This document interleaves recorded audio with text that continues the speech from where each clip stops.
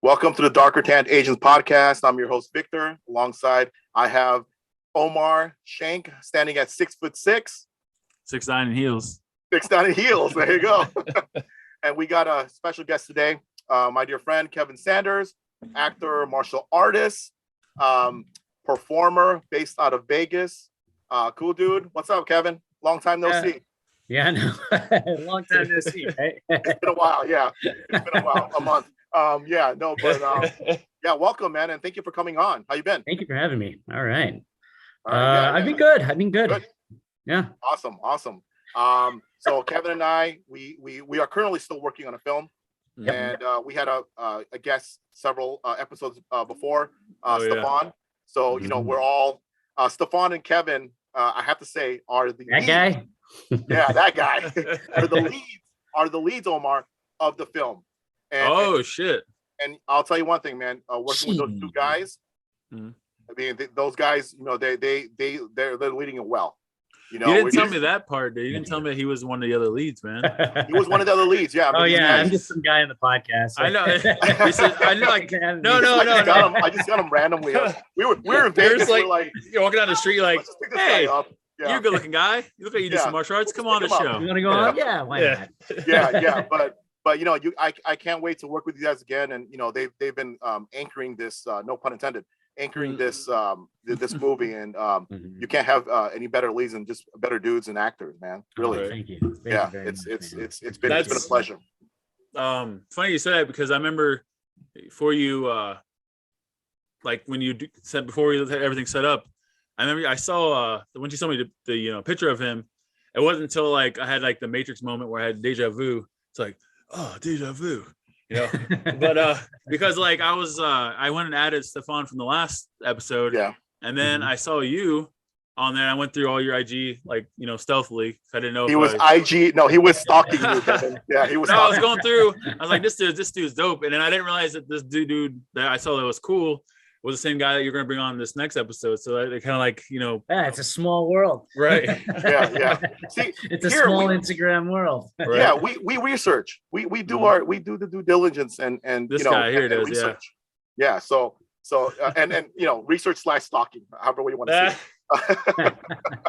No, but hey, Kev. So we know you're an actor. You know, we know you're a martial artist. Let's tackle the first aspect, acting. How did you become an actor? How did you get into the film industry? Through martial arts. Oh, okay. Right. All right. We'll get to that. No, I mean, like, well, to be honest with you, I mean, like, I got into acting, through martial arts, through watching, you know, obviously old martial arts movies like Bruce Lee, Jackie Chan. There you go. But I watched a lot of wrestling and Three Stooges as a kid. Yes, so I was really into slapstick. Okay. Okay. And so, you know, I mean, like going into, you know, doing all that, you know, and doing backyard wrestling and then also going into doing martial arts. So it's like, well, I want to perform more. And so I started, you know, once I hit high school, I could do theater. I started doing stage theater there and went to college. I was actually a musical theater major, which I hate musicals. It ties in. What? It ties in. So why'd you go there then, man? Well, see, in Vegas, though, I mean, like, if you did theater, like, there really wasn't too much, like, it was all musical theater. And so, like, I just kind of, if I wanted to do it, I had to learn how to sing. I had to learn how to, like, you know, dance and all that. So, like, the old school mentality where you had to, like, back in the 50s and 40s, you had to be able to sing, dance, act, and be able to throw a punch or something, you know? Yeah. You got to be, you're, you know, a performer, you know, and that's what it is. And so I was a theater major, and then from doing shows, musical theater major, from doing shows, a buddy of mine, he was like, hey, I do this act and we just got a contract to do a show out in Denmark. You want to do it? And I was like, yeah, sure. And I was like, all right, cool. And, it was a 7-month contract in a traveling circus. Oh, and well, you didn't tell me that. I didn't know you got to go to. I didn't know you got to go to Europe, Denmark. So, I mean, hold on a second. Like, you get to travel. You're telling me I get paid and I get to perform and I get to go to Denmark? Right. Yeah, of course. Yeah. That's what started off my professional, you know, performing and acting career was the circus. I ran off to the circus, and when I hit 21, I got that contract, and from then on, I was just all I wanted to do was perform. That's sick, man. Yeah. Talking about like everybody else does, like either they like the one guy we had on either just kind of like does it by accident, and like you went like the roundabout way. You went to the circus, which is something dope, which a lot of people can't say because the circus isn't around as much anymore like it used to when we were kids. Right. And so you went from not out here. You go out to Europe, they're everywhere. Oh well, yeah. I mean, like it's still kind of, but I mean, like Vegas, the strip that we had. I like how I pointed, like he lives right there. Yeah, literally. He lives on the strip. yeah, exactly. Yeah, but I mean, like the strip, they're full of so many different shows. Actually, last night I watched Absinthe, and there was performers from all over the world. One of them I actually there's two people in the show that I actually train with, and one of them he does the straps act, and the other one he actually fills in as like the host, and he's just doing his comedic routine and going through, and it's just nice. They have people from all over, just. You would think that circus art is dead, but I feel that like that's like somewhat the new trend now that you see it, like Cirque du Soleil and everything. Yeah. I mean, like everyone that I know that like that I'm around, they all train some type of specialty act. That kind of leads into my question then, because I know you come from a wushu background, and it kind of ties to Jackie Chan, because Jackie Chan was in the Chinese opera school, which is very kind of circus, jumping around, like doing all kinds of learn how to land and all this stuff. So like, besides what I just said, what other backgrounds? I know it's wushu and taekwondo. Yes. So I just recently started. I've been doing wushu for a little over a year now. That's kind of like one of my childhood arts that I've always wanted to learn. Same, but like I always wanted in Vegas, like I honestly like. I didn't really know of like, what was out there. Like, we didn't have YouTube, or, the internet wasn't as like, resourceful at the time to where like, where are all the wushu, schools? And I think there was only one in Vegas, and it was wicked far. So I couldn't get there, but wushu now. And that's like I trained earlier today. I trained like 3 times yesterday. Like I'm always training like every single day. I love it. But growing up, taekwondo, tung sudo. Nice. Okay. Once, but they were like, and that was like, what kind of got me into it. And then once I got into like junior high and high school, I did Kempo, and I did that for years. And I mean, being a teenager, and going into the world, like obviously like I wanted to explore, and I wanted to like see what else was out there. And obviously like I ran off to the circus instead of like continuing training martial arts. I ran off and I started learning how to do handstands and juggling. I was gonna say, so acrobatic stuff. Yeah. So I mean, like, and that was just kind of like, where like my mind was like shifting. I was just like, okay, well, I've learned so much of this. I kind of want to learn more of this. And so once I got back to Vegas, I mean, like I spent most of my 20s like away, either in Denmark or all over the world. I spent a lot of time in Boston as well. But once I got back to Vegas, like early 2012, 13. And that's when I got into Taekwondo. I started training with my buddy Jesse Pino, which is he teaches out here in Vegas. He's a local musician. That's what the word I was looking for, because I didn't have to talk. I was like, what are words? He's a local musician, and so like he's very like, artistic, and he's like, he's been doing it ever since like, he was a kid. And so like, he has that mentality of just like, okay, like, this is like, the proper way to like, throw this kick and everything like that. And he's just kind of like always been like always welcoming, and has taught me like pretty much what I've known now. And I've been able to like go from there and move on to do wushu. So very nice. That's funny, because I was gonna ask about that, because I heard you drop the word. I knew As soon as I heard you say Wicked, I knew it's like you had to spend some time in Boston. Yeah. I've heard you don't hear people around, say Wicked unless they're from around, at least been around. We caught that. Yeah, we're like, oh yeah. And I knew that already from the beginning. So I didn't want to say it. I wanted you to say it. That's cool though, yeah. But Kevin, you talked about Las Vegas, being a venue for performers, right? Mm-hmm. And of course, stunts, martial arts, circus, the circus act. What about acting? Now, I got a quick glimpse of it, when we were shooting. But can you describe the acting scene in Vegas? It's honestly, it's growing. It's growing so much. There's so many talented actors and actresses out here, and so many talented filmmakers as well. Yeah. And it's like, honestly, like it's just been such a privilege to be able to like grow and learn and work with each and every one with them and actually build like a relationship. I don't go out much. I don't do a whole lot of things. I work a whole lot. And so, when, I book a project, I get super excited, and I get excited to like figure, to see what other actors are there and, to build like, a whole new friendship, a whole new relationship, because like, absolutely. You tend to end up working with these people over and over and over again, like, and just like, oh man, this person's on like tech. When I started actually getting back into the film industry, pretty much transitioning from stage into film, I met Tech, and I think that was probably about like maybe 4 years ago. We did this random project where we were like space aliens.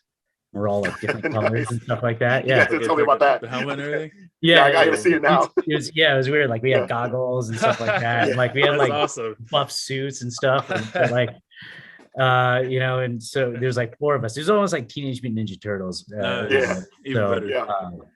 That's when I met Tech. And so like it.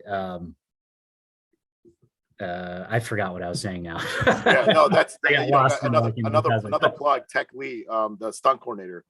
Which we're hopefully gonna get him on as well too. I was. He hasn't been on here yet. Not yet. I thought you would have had him already. No, I'm definitely gonna get him on, bro. We're gonna get him on. Tech. Tech. Come on. Don't worry, Tech. We got you. We got you. But you had mentioned, growing with other people, and let me digress a second, Omar. Let me tell you something. Kevin, he works. Let me explain that to you. I remember the first day when Kevin on his break, he went to work. Yeah, he went to work. What? Because we kind of split. He had a little break, actually a big break, in the first day, and he, instead of like chilling and relaxing, he went to work to fill in for somebody. And then the second day, and Kevin, I don't want to put you on the spot, but the second day, he had a test for his yellow sash, right, Kev? Mm-hmm. Yellow sash, which he nailed and he got, and he came back. He came to work. That's a lot of pressure right there for the belt test on top of everything else. Yeah, exactly. 2-hour-long test, no break whatsoever. No break whatsoever. And when he came back, he was like, "Let's go, dude. I'm ready." Actually, I would have been fried in the brain from the test alone. Then go back to learn the line, remember all my lines and everything. Yeah, exactly. And most actors, not most actors, but you hear of actors on their break, they'll just kind of go in their little space and zone. You can't touch me. You can't talk to me. Yeah. Exactly. And then lines and like I need my I need my space and all that. Kevin was like, I'm gonna go sweat it out, man. Yeah. So he was working. He was working, and when he said, "Yeah, I don't go out a lot. I work." I'm like, that's an understatement. This guy works. He works on his break time. That's even better though, because I mean, you can kind of tell that's kind of like how he grew up on. Like I said, Jackie Chan was kind of the same way. He was like one of those guys that would shoot the same scene about 50 times or more just to get the minute thing. Mm-hmm. Yeah, this is precisely right. Like he would, like, even like the ones where he freaking the bloopers. You've seen all the ones where he fell through the tarps in Project A, and he freaking laying on his neck the first time, and then he went back up and did it again. I'm like, it's a Buster Keaton recall. Yeah, exactly. Yeah, yeah, he did it twice. His father was like, "Don't do it, don't do it." Right. Yeah. That son of a gun. Yeah. I mean, I caught Kevin on some like downtime when we were, doing makeup and or when they were moving parts and stuff like that. I got Kevin just like flipping and landing on his back. On the floor. I was like, I didn't see that. I saw that on his Instagram. Okay. The scorpion. Kevin, well, you see Matt's. I'm all checking it out. I'm like filming and everything. I'm like, you look over and you just see. Whoop. Yeah, he's just like, you can't tell me like you see a mat and you don't want to jump on it. Like, I mean, it's just childish. And, and again, like coming down when it comes down to it, it's all a talent. It's all an art. Falling is an art, and so it's just like when you're able to see, like when you're able to have like the resources there, like such as mats. Soft mats too. It's fun to be able to like, okay, I could practice this really quick, and if they need it, they could use it, and it's a great thing too. It's that's a good idea. Not trying to sound like cocky or anything, but like, you practice, safely, obviously on set. Sometimes people see it and you're like, oh dude, that's really cool. Maybe we can use that. Or you know what? You look cool for something that I could use you in for something else later on. Right. As opposed to, just saying, this is what I do, yada, yada, yada. Though I probably highly wouldn't recommend it to most people, but that's just me. I mean, like, again, I see something, I'm just like, well, screw it. I just want to go do it. Well, Kevin's a professional. Kevin's a professional. And right.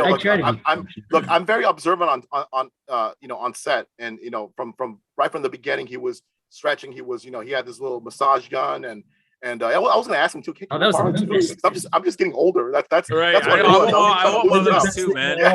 I got this spiky ball that like it's really hard spiky ball, and I've been sitting on it when I'm driving, and so like sometimes when I'll take like nice little hard stops sometimes just so I can like just to get the pressure on. Yeah.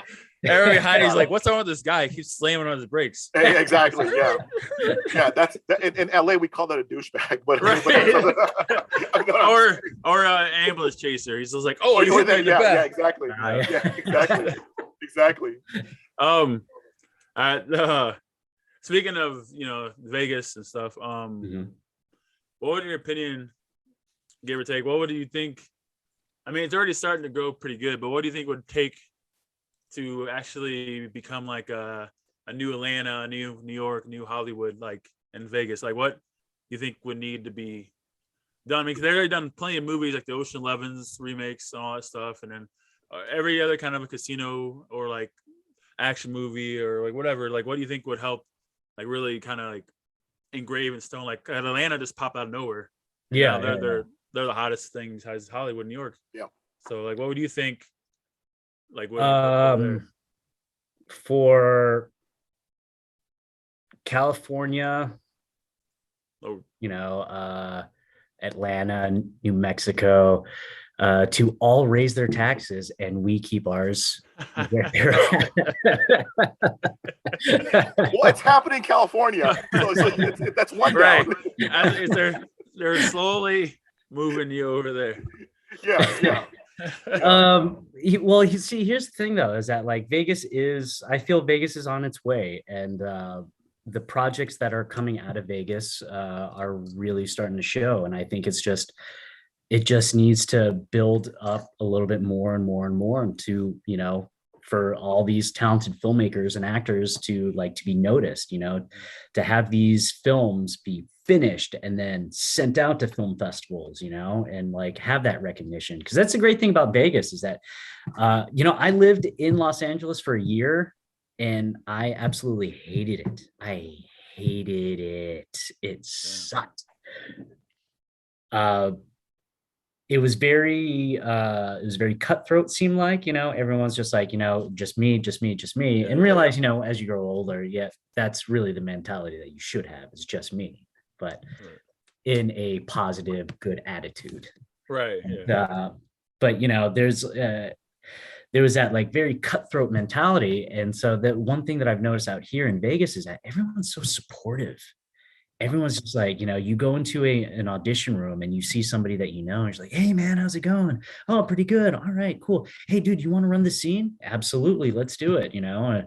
Or like you just see them, you hope for the best. You hope that they get the part, or like it's a different feel and it's a different atmosphere, and I like that a whole lot better. And so that's honestly, one of the reasons why I don't want to move out to LA again. I much rather commute out there. One, because the cost of living out here in Vegas is so much cheaper, and two, it's just I like the scene out here better, and I would love to be able to grow the film industry more, and pretty much make Vegas like a top spot. Another thing too that helps is that we got the Raiders now, and so hopefully we get more stuff to come out to Vegas, a reason to come out to Vegas. I forgot about that. That's true. Yeah. And the Knights, or the Golden Knights, right? We got the Golden Knights. Yeah. So I mean, like the more sports that we get, the more reason for people to come out here. They see a reason. It's just the tough thing about Vegas is that everything is so cookie cutter. Like if you look at all the neighborhoods and everything like that, like even like the shopping centers, they all look the same. And so, for a location scout, like they're pretty much screwed if they want to use Vegas, unless they use like downtown desert. or the desert. So it's like, I mean, in time, like, I know a bunch of people that like they've started their own studios. Quantum Arc, I know the guys over there. That's a great studio. Another friend of mine, Abby Ray, she started her own little studio, Abby Ray Studios. It's mainly for like acting classes and stuff like that, but it's still giving that resources to whoever wants to start getting it into the industry, because honestly, the only way to get into the industry is just do it. And it's just starting with either an acting class or just doing an audition, or honestly, just making your own TikTok video and just being consistent with it, because that's tough. Like those social media videos are tough. I've helped out on those, and it's not fun. Well, I mean, like they're fun. The people are great, but it's just, it's usually it's been a trend though, from what I've noticed. It went from 3 minutes of improv to 10 minutes of improv. And then like, sometimes they'll have like, more or they'll do like live stuff and stuff like that. But it's like SNL. So draining, because you have to stay, you literally have to stay within like the phone like range, like frame. And you have to play stupid, and you have to play social media blind, where like there's clearly something stupid going on behind me, but I don't see it. So, but like that, all that's starting to come out, and there's a lot of content creators. Actually, like I said, me helping out with those, like there's a whole slew of like performers that are just like doing that, and they're like, that's all they're focusing on. Why? Because it doesn't take a toll on their bodies. Like they went from doing extreme like handstand contortions, aerial straps and stuff like that, and now they're doing these social media videos that are like, as long as they figure out how the algorithm works, they got money in their pockets. They just need to get monetized, and they're great. So you just need to be consistent. So. And it gotta be a couple minutes long, just boom boom boom. You can do like an hour's worth. That's like 20 videos right there, probably. Here on our show, we've always we've been big proponents of creating your own content, and I love how you brought that up, especially with the growing Vegas scene, right? And I want to kind of add on to that. You and I had a discussion. We know that the commute, obviously, as Vegas is growing, LA still remains the hub, right? With all gigs and what have you. And even me living in Orange County, on a good day, it will take 45 minutes, but that's on a good day. And there's hardly any good days here in LA, but or in this region, right? So, I could go, it may take more than an hour for a trip that should only take 30 minutes, right? Damn. But the commute is for someone in Vegas, right, and for an actor or performer in Vegas, and the jobs, most of the jobs being in LA, let's say, we had a conversation because I've heard a while back about this bullet train that and I don't know where if it's stalled, if talks have stalled, or development. They went on a developmental hell, as we call in the film industry. I don't know what's going on with that, but imagine a bullet train from LA to Vegas. We had a discussion about this. How would that change the game? Sure.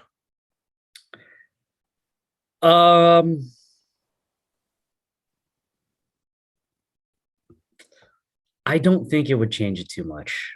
And what's funny is that it's a total, I thought, in hindsight, it's a great idea. It's a great idea. And the idea of it is because it cuts the time frame down. You could drive, which takes 4 hours from Los Angeles to Vegas, where this bullet train is hypothetically supposed to take only 30 minutes. Supposed to be 45 minutes, 40 minutes. Yeah, that's pretty quick for 4 hours. Yeah, it's same as an airplane, and it's one of those things though too, is that okay, you went from Vegas to LA, now you got to get an Uber to go where you're going. The idea of it sounds great, but I still think $80 in gas and a sandwich is still the cheapest route. Yeah. But I think we're on the right route though. If we can get something like that, here's the thing: Vegas has horrible public transportation. And when I say horrible public transportation, it's just the bus. Or you could cab it or Uber, but that's really all we have. The monorail on the Strip will, get you up and down. Yeah. But honestly, Vegas just has horrible public transportation. So, as much as a train that went only 30 minutes from Los Angeles to Vegas would be nice. Once you get here, you're still standing at the Uber line, waiting for your guy to take you over to the Excalibur, so I had those moments. And so it's you got to do that, you got to pay for the ticket too, because I'm assuming we think it's only going to take 30 minutes to get there, and so maybe $20, that should be fine. Oh no, I think it's going to be the same as a plane ticket. I do have it's kind of 2 questions mixed in 3 questions mixed in the one. I'm gonna mix in the one. A twofer. Well, yeah, there's spaced out, but I'm gonna kind of combine a onesie twosie. Right. A sneaky between the cheeky. But what's more interesting to you, acting or stunts, and also kind of act? Also, this is another question we've been asking a lot of fellow martial arts stuntmen, actors. What do you want to do to try to keep yourself from getting pigeonholed in the 90s and the 80s? We grew up where if you did action, you can only do action until you finally get big enough to do comedy, or you can do some dramas. And nowadays everybody does everything. You can be Matt Damon, be an actor, direct, you can just do action, you can do funny. So what do you think is more, which way you're leaning in? What do you want to try to do to keep yourself from getting typecast as an the martial artist guy, or the, what I mean? In movies.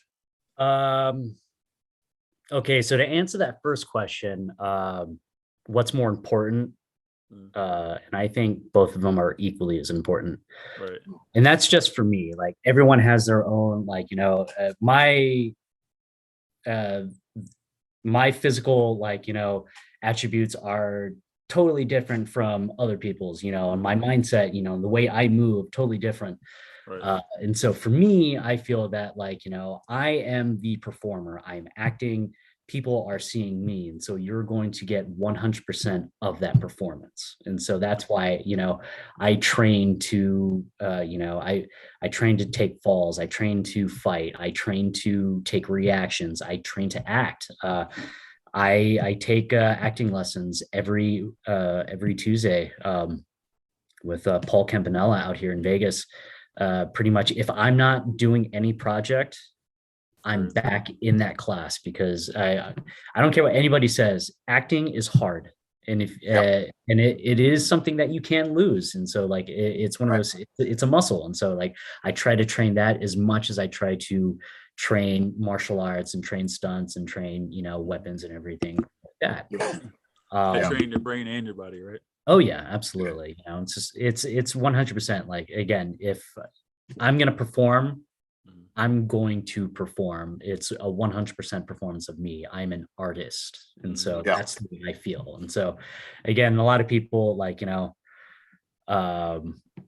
say that they do this and everything like that. But when it comes down to it and you see it, they try to do it on film, it reads, you know. And so that's another thing too, is that those really super close-up shots on action shots, just to hide, like, you know, the misfalls on the stunts. It's just the old like shaky camera for me. And again, like I've had an argument with a good buddy of mine, who's a director, about like action and stuff like that. And it's just because he was like, "Oh, what do you want? Everything wide?" And I was like, everything doesn't have to be wide, but you have to be able to register this fight and what's going on, because it's not just a fight. It's a, you know, it's a performance. It's a dance.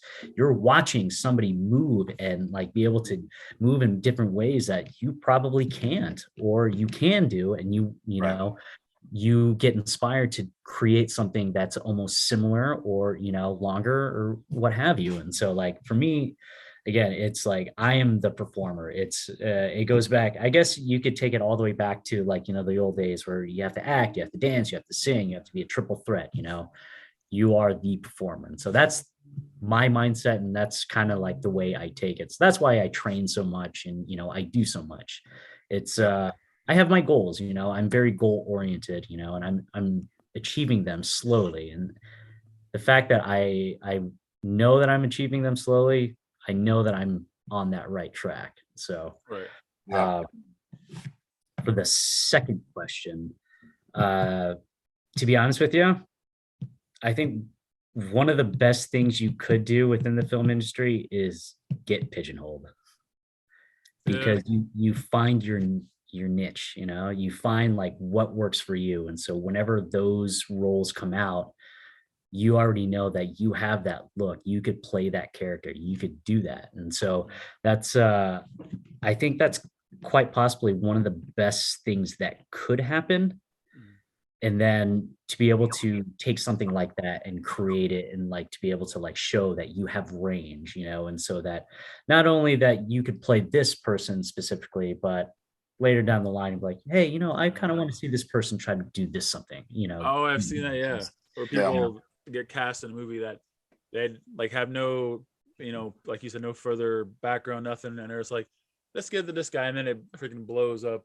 Like you know. Yeah. See that they have range, you know, because you're so used to seeing them do so much of this. Now, action stars, I guess, from what I've heard, like they've had like the hardest transition into something else, because like they're just really known as action. And I think that's another thing too that I've noticed, that like a lot of people that I know that do stunts specifically focused on stunts. You know, and like they want to act and they do it, you know, and they do it. But it's one of those things though too. It's just like, if you take like, you know, just 1 hour to do a class once a week, as much as you train, you will develop that muscle as well, you know, and like everything will just kind of balance out. Everything gets easier. One thing I don't actually say, even though I train, you know, falls and stunts and stuff like that, but I don't necessarily say that I am a stuntman. And I should, but I don't, because typically, I mean, like the stuff that I do are, you know, reactions, falls, you know, I've done high falls. I've trained like, you know, prat falls, and, you know, taking reactions and doing stuff like that. So it's just like, I have that, you know, knowledge in stunts, but like, you know, I don't know. I don't normally say, you know, I'm a stuntman. I just like to say I'm a performer. You know, there's a lot of people that that say they're stuntmen, but, you know, all they've done was a simple fight scene, that, on screen, which is cool. That's great, but do you train it? I mean, like for me, I have that eye of like, man, that's a really good fight scene that has rhythm, that, it's a dance, it's movement, and so I like to try to hone in on that, and so until I feel that like, hey, I'm a stuntman.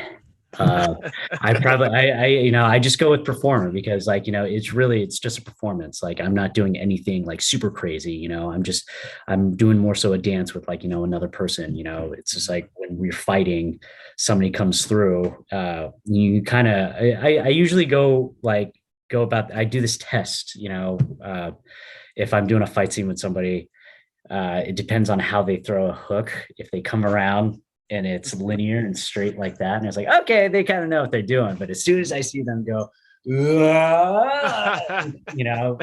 try to punch the sun, right, and shave my head at the same time. Yeah, it's just like, okay, well, they're scared to throw that punch, and my job is to duck that. Their job is to make it look good and pretty and straight, and so if I get hit, that's my own fault, Right. So that's always been my test. And so, and again, I know how to do proper, falls and stuff like that, and there's a specific way of doing it. There's like, a lot of, some people like they say, yeah, I could do those falls, and they fall. And it hurts. Like you could see, it's like, ooh, it's grimacing. Yeah, I think my tailbone. Yeah, yeah. You see it like shrink. Like, hey, yeah, you're like, hey, dude, you okay? And they're like, yeah, I'm good. I'm I'm just like, yeah, man, maybe like, don't, yeah, don't do that again. Yeah. But because it's an art, and so I mean, Buster Keaton was the exact same way. He was a performer. That dude was he's phenomenal. That was amazing. And he made Jackie Chan look like a slouch, and that's saying something. Yeah. Yeah. Well, that's we still love Jackie though. Yeah. Well, yeah, I love Jackie. And Buster Keaton. I love Buster Keaton too. Yeah. Buster was like, was Jackie's inspiration. That's a lot of films that you see with Jackie were inspired by Buster. That fall from the clock tower going down, that was a Buster Keaton bit. Remember that the wall, the door. Yeah. The house falls down. He's like standing right through the thing. That was another Buster Keaton bit. And so they're great stunts. I just haven't. For me, like, I just haven't been able to do something super incredible. Not yet. For that. Not yet. That's true. I guess I really should say I'm a stuntman. I just don't, for the fact that, I don't know. Well, could people like look at you, maybe like they might think of you only as, so I know some people like, they hear the stuntman, they're just like, it's like, like someone like pissed in their cigarette. It's like, well, just because, I know how to fall and make a fight look good doesn't mean I can't act too. Yeah. And I think that term gets used loosely, right? Stunts. It's just, something sexy when it's attached to your name. But all in all, it's work, right? And you train it, and safety is a big thing too, and how to do things properly. And same thing with martial arts, right? How to do this, how to do that, and how to do it right. And it's an expression. It's expressive. One of these SELA teachers have told me one time too. It's expressive. So you got to be able to show. And there's, like you said, there's proper way of doing it. There's a proper technique. On the background right there. Yeah, and on how you exactly, Bruce Lee, and on how you perform it and how you take care of yourself, because that's a big thing too, right? There's a lot of elements you have to think about, right? Safety and the visual aspect of it. And Kevin, I mean, I could attest. I mean, I don't know like a ton about stunts, but I know you're a stuntman. I'll tell you that, because some of the things. Thank you. You know what I mean? So you're not just doing the fight scenes and stuff, but you're taking the fall. You're doing it properly, okay? And you're doing it the next day. You know what I'm saying? So it's when they say, don't worry, I'm a professional. You remember that the saying years back? Well, you're actually doing it because you are a professional. You know what I mean? It's not like the guy's like, oh yeah, I think I could do, I'll try it. And then they hurt the tailbone and they're out of commission or like whatever. You know what I mean? You do it properly, you do it flawlessly, and then you go back up. Because what's funny is that I wear pads too, and a lot of people don't realize that. Like, hey, you know, if you want to do this like properly too, you know, be smart about it. Wear some pads, you know. And so you don't think you have to come in there and be like bone on bone, you know, and then you're like, oh, you know, you can, you know, it just hurts really bad. Right. yeah. And look, let's face it, you want to be able to do it the next day or the next couple days when you have another gig. Right? That's why you're a professional. That's what it is. Yeah, my body is my, you know, it's my livelihood. That's how I get paid. Exactly. I train to stay healthy. I try to stay, you know, on tip top, you know, just stay on tip top and be able to like say, hey, I could do this now and I could do it 10 years from now. You know, Jan is mid to late 60s. And he's still doing it, you know, and so it's just like I could see it, you know. It's one of those things where it's like if it's there, it'll stay there. If it's not there, you can get it. You just need to be consistent about it. Yeah, because let it go away. He's not doing as much as he used to, but he can still move better than people in their 20s and 30s. And you know, and he's like got 40 plus years on him, and he can still jump, slip, squeeze through tiny holes, and like do all this kinds of cool shit that we grew up on. And he does it without even thinking nowadays, you know? Yeah. So Kevin, you know, before we wrap up, I want to ask you one little thing. You know, what's next for you? You know, any projects lined up, or you know, what's up next for Kevin Sanders? Right now, we begin production again on Showdown at Neon Sun. Neon Sun, that's what it was. It's okay. Hey, I'm part of it too, so I can connect it. That name is still dope. Every time I hear it, it sounds like a badass, like retro kind of movie. Like it's 90s, no, 80s. It's wild. Like we really, I mean, like it's funny is that we did this whole thing, and it's like this is what I'm currently doing, and barely really talked about it. You know, it's just well, we talked about like certain memories, but you know, this, to be honest with you, it's like Pineapple Express meets Kill Bill. And it's wild. That's the best way to say it. Yeah, that's the best way to put it. And it's just so cool. Like, I mean, like Gil's idea on like, you know, the storyline and how it's written. It's just like, it's so, Gilbert Cuevas, by the way.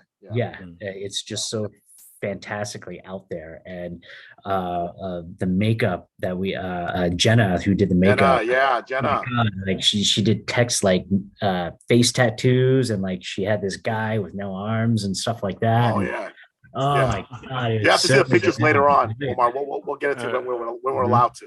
Right. Yeah. So it was just like, you know, it's cool. Like what's really cool though too is that like they're really, and again, this is probably also one of the reasons why, like, you know, a lot of the time, you know, we're waiting on set is because they're really focused on lighting. And I mean, no matter what anybody says, lighting is super, super important. So like the fact that like, you know, they're so focused on like getting the proper lighting, like makes me feel like, okay, this is going to come out. And I've seen some footage of it. It looks pretty rad. So like, I'm pretty about that. I agree. And it lives up to that name, that title, you know, the Neon Sun. When you think of Neon Sun, I think of noir, you know. That's what I was saying, like the Drive, you know what I'm saying? Yeah. Like Drive, or like Only God Forgives, where it's like that. The set is set today, but also you're like, it might be set back in the 80s, 90s, because all the cars, the music, the clothes, but it has technology of today. So your brain just kind of goes with the universe that you're put in. And so I like those kind of movies. So this movie already has got me hooked before I even knew who people in it. Like I would, like, as soon as I heard the title, it was my brain was like, I got to see this thing, you know? Yeah. It's fun. You know, there's a lot of gore. There's a lot of violence, like for people that like really love that, you know, that, you know, are really into the Tarantino vibe. Oh, okay. Like it's funny. Yeah. Like tons of blood. I can't wait to begin production again. And you know, it's been a pleasure working with you. I mean, you know, first day on set, just it was just a warm environment, and like Kevin alluded to, it was just everyone was cool. Everyone's, there's no ego. It was all just support, and you can feel it. There's certain times you have this preliminary assessment when you're on set, and you're like, oh, I'm getting bad vibes, but not a single one. Not a single one. Really funny. Yeah, it was one of those things where it's like there's a lot of stories that happened within like that filming, but like it everyone was just like on the same page about it, and everyone was just like, this is really funny. Like it was just like consistently like jokes day after day after day about like this, that, and the other. It's just what was it? Our last actually the last time that we filmed the last scene, it was like some elevator scene. It was pretty cool though, because had to do.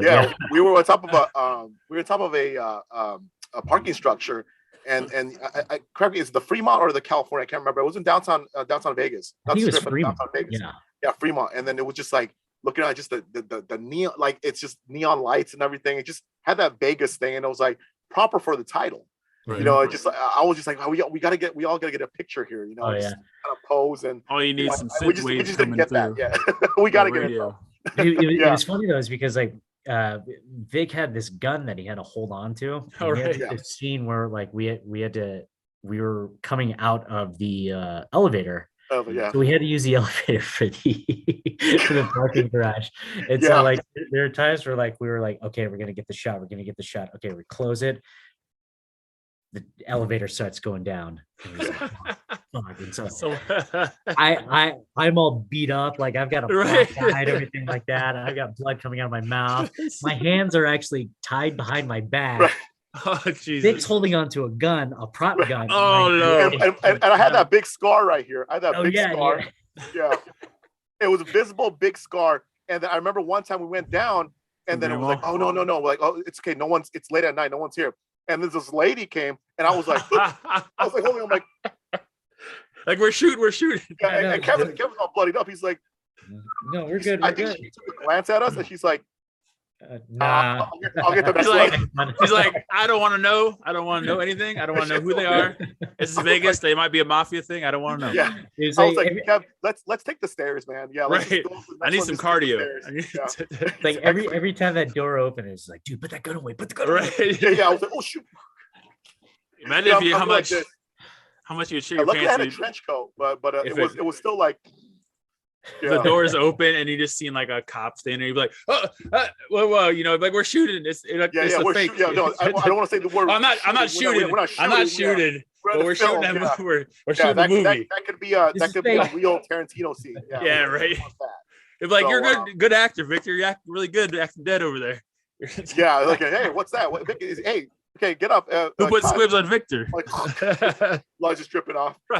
But no, it's been fun. But I can't wait to get back on set and finish this movie. And I can't wait to watch it, man. So yeah. And when the premiere, you're coming along. If I have to drag you from Ohio to it ain't gonna be a drag. It's gonna be I'll be midair. You just gotta the next one is gonna be a full room, the whole cast, and everyone will be it's gonna be fun. Yeah, I can't wait for that. Just to really re-up with you guys. And again, good people in this industry is really hard to come by. Kevin, you've been in this industry for a while. So have I. Omar knows as well too that in a cutthroat industry, in a competitive industry, it's very, very hard to find good people that you can call family and friends. And in a world full of acquaintances, I'm privileged to have friends like you guys. So and a family, especially sharing this passion. So again, like, man, sorry, it's like the great Vin Diesel said, I ain't got friends, I got family. That's the best I can do. I can't do a better impersonation. So. We know the sentiment, but it's been overused, but you know what I mean, and it's been great. And honestly, man, I can't wait to work with you again, man. And thank you. Hopefully, we all get to run one day and work on a film. And that's what the podcast is all about. Really, is really connecting positivity all around, man. So. For Kevin Sanders, actor, I'm going to say it, stuntman. He said the S word. Yes, I said the S word. Okay. Thank you so much from the bottom of our hearts. Thank you for coming on to the Darker Tanned Asians thanks, podcast. Man. We appreciate it. For Victor, from Omar, we are the Darker Tanned Asians signing off.